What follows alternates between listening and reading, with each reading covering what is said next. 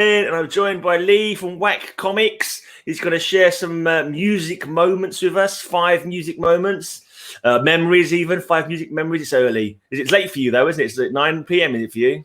It is. It's 9 p.m. for me down under here. How you going? Yeah, I'm going fine, man. Not too bad. Bit drowsy, like since I've had a bit of a late night and I've literally woke up about half an hour ago. Nice. Yeah. Just in time. As an overview to like your music, what's your sort of, what kind of music are you into? I don't know. It's a hard question. Like I love all kinds of music basically. And I sort of draw the line at country. Right. I love I love everything. Like these are the ones up at the moment are just my honorable mentions. But we got, some Supertramp. We got Rodriguez. We got the Killers, Modest Mouse, an Australian band called Tohada, El Nino Cia. Some David Bowie at the back, but so yeah, it's like I love like everything from heavy metal. Like I grew up being an angsty goth teen, Right. and I loved I went through a big metal stage with Slipknot and all that sort of stuff, and Devin Townsend and a strapping young lad. Right.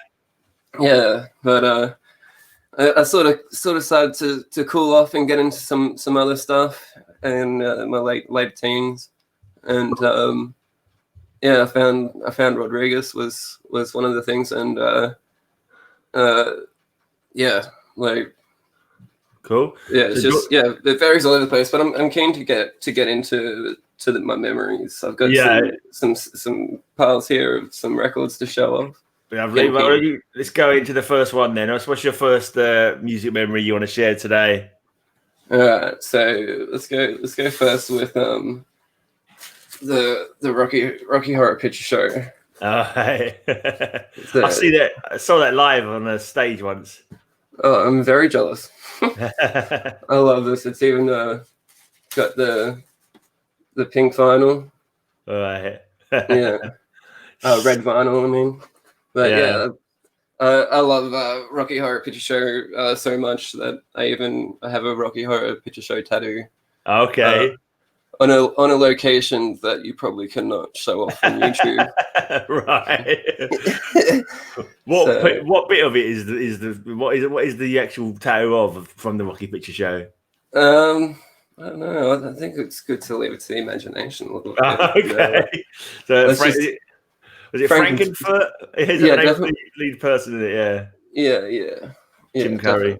Yeah, Jim Carrey's a legend, and I saw Rocky Horror Picture Show when I was maybe a little bit too young to watch it, maybe, and my mum was just like, just watch it anyway, kid. And I loved it. I fell in love with the music and everything, and there's some of my favorite songs of all time are on this vinyl here, and I've played it so many times. Yeah. It's quite an imaginative, like, what do you call it, musical as well, isn't it? It's such a crazy, like, out of left field kind of idea. It is. Yeah, I love it. It's they did this. The sequel was like nowhere near as good as, I can't even remember the name of it. I didn't even know there was one. Yeah, that was the sequel. They tried to do another one, and it didn't have Tim Curry in it, but they just couldn't capture the magic of the first one. I think it like stands alone as like a magical piece of not only cinema but of musical history. What came first? Was it the musical that came first, stage production, and then they did the film? It was. And it was Riff Raff is the guy that wrote the whole musical and everything. Okay, that's the bloke behind Frankenfurter in that picture. In the picture, that's Riff Raff, isn't it? Yes. Yeah. Right. Yeah, and he got the deal to do the movie and stuff, and the studio wanted to recast like everyone with American actors, and he was like didn't want to, wanted to use the same cast as from the musical stage show, and they ended up agreeing that just recast Brad and Janet, right? As the two Americans. That sucked for Brad and Janet then, didn't it? Right. Janet. But they fucking hate the Rocky Horror Picture Show now. They must be like bastards. Oh man. Sure. It's like so close, but so to like a real kind of iconic sort of thing in their lives. Any idea who the original two people were? I have no idea. No, I haven't. So then they disappeared. Then they fucking that was their chance for a break that was snatched away from them. At the that's sad. Now, did you ever go to one of them like cinema showings where everyone sings along and goes in dressing up and that kind of thing? No, I haven't. Unfortunately, I haven't had a chance. So it's like there's been a couple, but I've always had like something on around the time, or like it's sold out or whatever. Like yeah. That's what I'm assuming that would be quite fun. I mean, it's been a long time since I did actually go and see it once. I took back in 1989 or something like that. There was Abduction just started in London, and I took my girlfriend at the time along to it. Yeah, nice. Yeah, I'd love to see it again if it ever comes. Yeah, I'm sure it will. Like, hopefully after this world settles down. Is it currently showing somewhere, or was it currently showing before the COVID came along? Because it was one of those things that probably ran for years, probably. Yeah, I'm sure. Yeah, it's like it's been around. Yeah, I'm not sure if it was like just before COVID, but like maybe a year before or something. But I remember it. I remember it being around. Yeah, it's probably one that's running with different casts in different countries as well. I would have thought. Yeah. Wouldn't surprise me. That's cool. Yeah. But yeah, let's go. Let's move on. Let's move on. Are you like a fan of other musicals, or is it just that one that captured you? Yeah. To be honest, I'm not a fan of too many musicals. Yeah. But this is definitely my favorite. But I do have a couple that I do. Do you have many? Musicals? No, not a one. Not that I could think of anyway. Just Rocky. Nah. Just metal, really. Just metal. Yeah. Do you like Rocky yourself? Rocky Horror Show. No, I haven't got any. I haven't got that. No, I haven't got. I mean, no. I think people like used to metal clubs. So I think one of my mates that used to DJ, and he used to play like one of the tracks at the very end. Like he's a bit of like an ironic kind of like and everyone was drunk and have a fucking dance just for a laugh, But it's not not something I've gone out of my way to listen to. But you just kind of know it from seeing the movie here and there, and people play the odd track like. At a party or whatever. But it's probably been 20 years since I listened to it. But I've got a vague idea of some of the songs. All right. So the next one I want to show off is it's just a CD. This one is a little boy, but it's from a guy called Xavier Rudd, and is Australian sort of folky, sort of bluesy sort of stuff, And all of his albums previous to this one were all really upbeat and really happy and peace and love and stuff, And this album, just before this album, his wife left him, and then this became the best piece of music to come from that situation. Honestly, like there's just like so much raw emotion on this album, and it's so heavy and. Like compared to everything else, like it fully stands alone to all of his other albums, which I do enjoy, and getting in that happier times and stuff, but this one, it's just I probably listen to this one more than any of the others, just because it's just of that raw, heavy emotion. Right. Yeah. But, he plays didgeridoo as well. And so it's like the opening song is just like really, really heavy, distorted guitars with didgeridoo, and it's like it's just like it's really, really nice. Yeah, definitely recommend checking it out. He's an Australian artist, is he? He is. Right, Xavier Rudd. Okay, what kind of style is he then? Like, is he rock or like sort of like a folky blues sort of thing, Well, that one. Yeah. That look at is that cover damaged, or is that how it looks? It looks really kind of weird and grainy. Is that kind of like like an expression of his soul at the time or something? Yeah, for sure. Yes, the album's called Dark Shades of Blue. So okay, well, the cover really does shows that. I've kind of cocked up, and I haven't got my bloody charger with me, and my battery's about to die. So let's let you talk for a minute about it while I run and get my charger. Okay, sorry about this. That's all right. But there's a few other songs on the album, but like a bit more upbeat and stuff. But for the majority of the album, it's just like super heavy and depressing. But sometimes that's exactly what you need. And I just think it's really cool how he plays the didgeridoo and the guitar at the same time and everything like that. You know, like just Sorry about that, guys. You're right. Yeah, he does a great job at playing everything at the ones. Like I've seen him live once. Okay. And he had this set up, like he was sitting behind, like he had like 5 didgeridoos in front of him, and it was like this makeshift drum kit with like a foot stomp box sort of thing. Yeah. And, you know, like all these different guitars that he would interchange through, you know, and he'd be playing the guitar and the drums and the didgeridoo and the harmonica and everything else all at the same time, you know, and like, wow. He's like an octopus, this guy. That's kind of interesting, yeah. I've seen a couple of like one-man kind of band kind of done with. He got that. He said he got the foot-tapping drum kit and the harmonica tied to like a head strap kind of thing. Yeah, it's interesting. The album that came after this one was a totally different one. It's maybe a talk for another time, but it went in a totally different direction. But the next one, so that's interesting. So he's very versatile then, and he can go all different moods. Yeah. This album definitely stands alone, like compared to the rest of his work. You know, like the next album, he went and like just traveled the world for a little while to clear his mind and stuff because he didn't want to write just like all these super depressing albums. Yeah. And he met up with his 2 African folks and just started jamming with them, and then decided to bring them back to Australia and record an album with them. And it was really amazing. Like it was like a nice fuse of African music with like Xavier Rudd's like didgeridoos and sort of guitars and stuff, how he does, you know. Cool. Yeah. The next one I want to do is Pink Floyd, the Wall. I haven't got the whole album. I wish I did. These are just singles. Right. But at least it has my favorite song on it. My favorite song is not Another Brick in the Wall. Part 2. That's the one that everyone knows.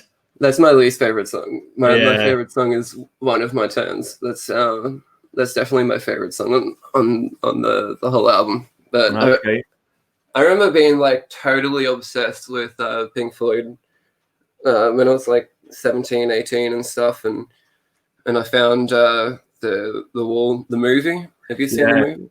No, my mate, my housemate, when we do like vinyl stuff together, he's talked about the Wall a lot. He says it's mind blowing. It's like kind of like it's kind of like a horror movie. He says, but like it's not. But it's like, but just the imagery in that. But I'll let you. I'll let you say what you think about it. Yeah. Well, let me say this. I watched it so much, and within like a month or so, just like on repeat, that I don't want to spoil the movie, so I'm just going to say this part. I watched it so much that I ended up shaving my eyebrows after. I ended up shaving my eyebrows off after watching the movie for like a month. Okay. Because that's what Pink does in the movie. Yeah. I'll shave off my eyebrows as well. Well, it sounds like I'm not sure if that's a positive effect it's had on you or a negative effect. It was an interesting time in my life, to be honest. Like I was, a bit unhinged and stuff, you know, but I was having fun, and I was like watching the Wall and dripping out and shit, and like, oh, fucking shave my eyebrows too. Like, a show of solidarity, you're saying? Sorry? Is it like a show of solidarity with the character?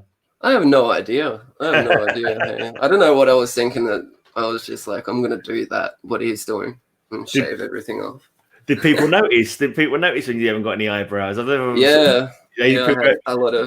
a lot of people like, what the fuck did you do? I remember my mum was like hella angry with me too. She was like fucking going off, and she's like fucking. She's like, because I had this accident when I was younger, and I was lucky. Apparently, I was lucky that my eyebrows grew back in the first place, and you know, and she's like, you know, you're lucky your eyebrows grew back in the first place, and now you went and shaved them off. But the Wall is it's just a great album. Like it's like how many songs are on that thing? It's like a 2-disc set, right? You know, I think it's double album. I think, yeah, and it's well enough for like a feature-length movie. You know, like that's the whole movie too. Was just like the songs. It's just a soundtrack, basically. Right. You know, Have you ever seen them visual live? soundtrack. You ever see them live over there in Australia? No, I haven't. I haven't had a mate that saw Roger Waters when he came and did the World Tour, but I didn't get to catch it. Are you well placed for gigs where you are in Australia? Are there lots of like touring bands and stuff coming through your part of the world, or? Yeah, there hasn't been a lot that I've been wanting to see lately. I think there's one that I want to show off in a little bit. Maybe it's a good time to segue into it now. Okay, well, good idea. Yeah, well, I planned that all along. The last band or the last artist that I saw before fucking all these shutdowns and everything started happening was I've pre-ordered his album, but it hasn't been released yet. But I was like super lucky to somehow catch this at his live show. Okay. I've got no idea who that is. It's covered in his sweat and everything. Okay. that is towel? Yeah, it's like one of those face towels where they wipe their face and like throw it off and stuff. And I was like, yeah, I'll take that, man. I was like, this guy is Oliver Tree, and he is definitely my favorite current artist. Like, he's like I just said, he just released his like debut album and in July, I think it was. But like before, I think he's released like maybe 2 or 3 EPs leading up to it. Over 3 years, I think it is. But so yeah, I've really enjoyed his music, and all of his stuff is really funny. Like you can see, it's just like he's got a bowl cut, and he rides a scooter, and he does some fucking gnarly scooter tricks, man. Like, well, like a push scooter or like a motorized scooter. Like a push scooter, right? Like he was like a pro scooter and shit. Pro scooter or whatever before he had like this accident that broke his wrist and stuff. He talks about it. But I think like he's like half meme, half musician, to be honest. Right. So and that's what I love. That's what I love about him. So what kind of is he Australian? No, he's American. I think he's Santa Cruz or something like that, maybe. Okay. And what's his style of music then? Is he? Yeah, it's hard to really pinpoint what kind of style. He's like definitely like a genre mash of, like a bit of alternative, a bit of like sort of more clubbier stuff, a bit of like acoustic stuff, and like is it comedy based? Is it like some of it is like I think like more of the visual stuff is comedy based. And like the music gets, sometimes it gets pretty serious, and sometimes it gets, sometimes it's pretty funny, I suppose, but sometimes it gets like it has some like heartfelt moments in the lyrics and makes you think like, oh shit, But like I think he like dresses it in a sort of comedic way at times, especially with his music videos. He has some of the best music videos, and like he released this video for one of his songs called "Hurt," and by the end of the music video, he's crucified to the world's most giant scooter. So he's crucified himself to the world's most giant scooter at the front of the scooter, and he's like riding along this bridge, and like crashes the scooter and stuff like at the end of the video. It sounds bizarre, absolutely bizarre. Yeah, some of the best visuals and stuff I've seen in music videos. It's great. That definitely sounds like a character anyway, bro. What was his name again? Oliver Tree. Oliver Tree. Okay. Yeah. The funny thing is, before he went and like did full meme like and put on this character, because like he had this jumpsuit that he wears and the bowl cut, the glasses. This is his like costume. He wears it all the time. Yeah. And but before he went full meme and stuff, like he released an EP and album under just the name Tree, and it was like a lot more serious and stuff. But I still really love that music. I found it like after like he's already Oliver Tree, like, but he did a cover of Karma Police by Radiohead, and actually had Tom York come and like help him record it and stuff in the studio and like give him the thumbs up of approval and everything like that. And, like, Like, that's fucking awesome. All right, cool. I'm not. You have to explain all these things to me. Radiohead, I don't know who the guys are from Radiohead or even who their songs are. So that's totally not my world. That, but okay. Oh, true. Yeah, I've heard of there's a band called Radiohead, but that's about it. Right. Yeah, Karma Police is one of their bigger tracks. What was it called? Karma what? Karma, Karma Police. Karmic Release. Karma. Like Karma Police. Oh, Karma Police. Right. Okay. Yeah, cool. yeah. Right. So you've got quite an eclectic sort of taste there from what we've seen so far. So what's your last, your fifth memory related to music then? Your fifth release you want to tell us? So for the last one here, let's go for something you might not know as well. Yeah, that's all right. That's all good. Like, it's all part of the fun, you know? Yeah. This is a band called Slothrust. Right. And this album's called Of Course You Do. And I like the ostrich. Yeah, I love the ostrich too. It's actually, sorry, not a burp there. The singer, Leah, it's a photo that she took when she was at the zoo when she was like 11 years old or something. And she like found it when they were recording the album. She's like, oh, this looks like it'll be a good album cover. And yeah, why like, not? It's even got like, you can see like some sort of like crease sort of thing from like where the photo actually is creased in real life. You know, like they just scanned it. Right. They never cleaned it up or anything. Just like this is the cover, warts and all. Yeah. Yeah, cool. But get behind that. Sorry? I can get behind that. That idea. Just like, you know, so sometimes people overthink their album covers probably, and you get some really daft one. Just like, you know, why not go with an old photo you took like when you were 11? Exactly, yeah. And it's like a fucking great photo too, so it worked out perfectly, you know. And it like draws attention. You're like, what's with this? Like, he's looking at me weird too, you know. Like, is the ostrich supposed to be saying, "Of course you do"? That's you got the kind of look as like when someone says something ridiculous. To you, yeah. Of course you do. Like that. Yeah. It's suggestive of what the ostrich is thinking. Yeah. But I just wanted to show this one off at the end with Oliver Tree, because like this with Slothrust and Oliver Tree, like I think they're tied for getting me out of like the worst parts of my life. You know, like putting on Oliver Tree for a good laugh and then chucking on Slothrust for like more of a grungy, angsty, fucking want to rage about something and have a little bit of a cry at the same time or whatever. Yeah. They've got I think they've got like the 4 releases, and I've got them all on vinyl too. They're like they're one of my favorite bands. I've got like a lot of their stuff. But an Aussie band? No, they're another. I think they're from New York or Brooklyn or something like that, around there in America. Well, but definitely never heard of them. Yeah, they were like, I think they were jazz students. You know, and they all met and they're like, oh, let's start a grunge band together. Okay. Is there some jazz kind of arrangements in there? Or yeah, some crazy arrangements in there for sure, like with that jazz influence, you know. But this album in particular is probably my favorite album. It's like, I think their second release.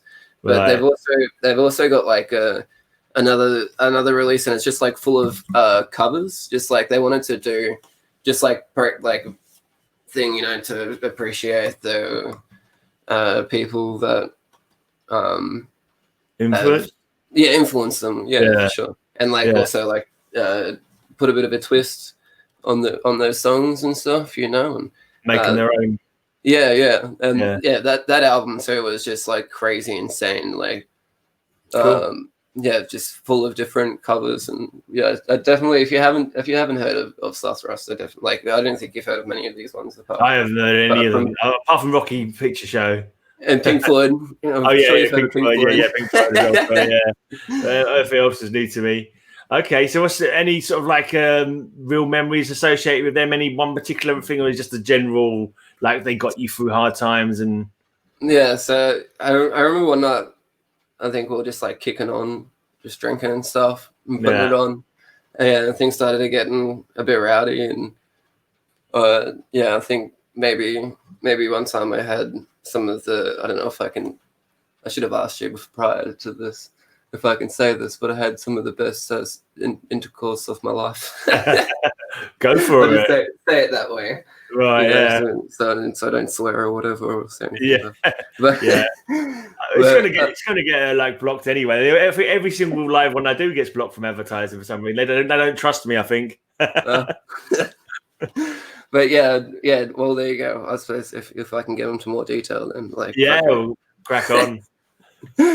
Yeah. So yeah, we just got real loose, and I sort of vaguely remember most of it, but yeah, we both woke up pretty painful like the next day as well. You know, like right. Yeah, it was good time. Good time. Oh, man. All right. Well, cheers for sharing that memory, mate. Cheers for playing. So was that playing in the background or something? Or that was just part of the night? Was listening to Slothrust? Yeah. Just like going through the catalog. All right. Cool. Yeah. All right. Then. Well, cheers for joining us, mate. No worries. I thought I should end it with something a bit weird there because my channel's pretty weird if you haven't seen it. Yeah, I know. I've seen a few bits. Yeah, I'll let you talk about your channel in a minute. But just say before I go, it's the new bit I'm adding. Actually, I just thought about it. Of all those things that you've shown us today, right? If you want anyone to go and check out one song from one of those releases, what would you recommend people check out? Ooh. All right. Okay. It's got to be an Oliver Tree song. Right. Okay.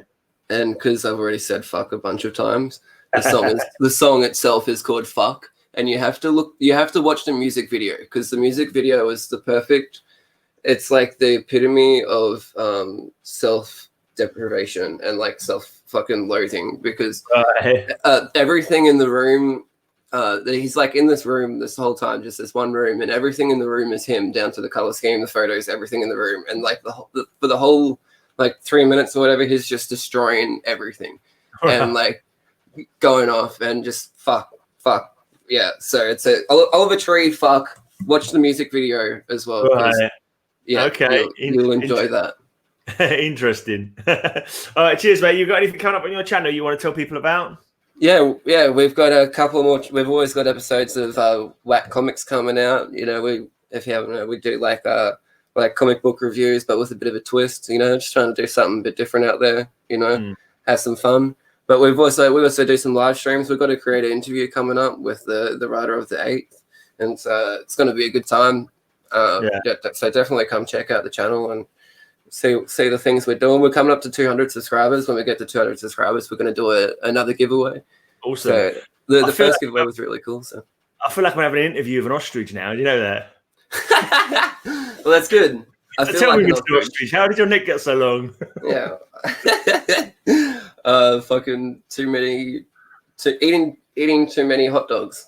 I think they lay an egg as big as they do. Their neck probably is going to go, squeezing the egg out. Anyway, thanks for coming on, man. I mean, it's good to have a chat with you, and maybe I'll have you back and then we can chat like 5 comic memories sometime in the future. Yeah, definitely. I'd love to have you on my channel as well sometime, just on one of our talks of comic book and everything else nerdy and shit like that. And cool. Yeah.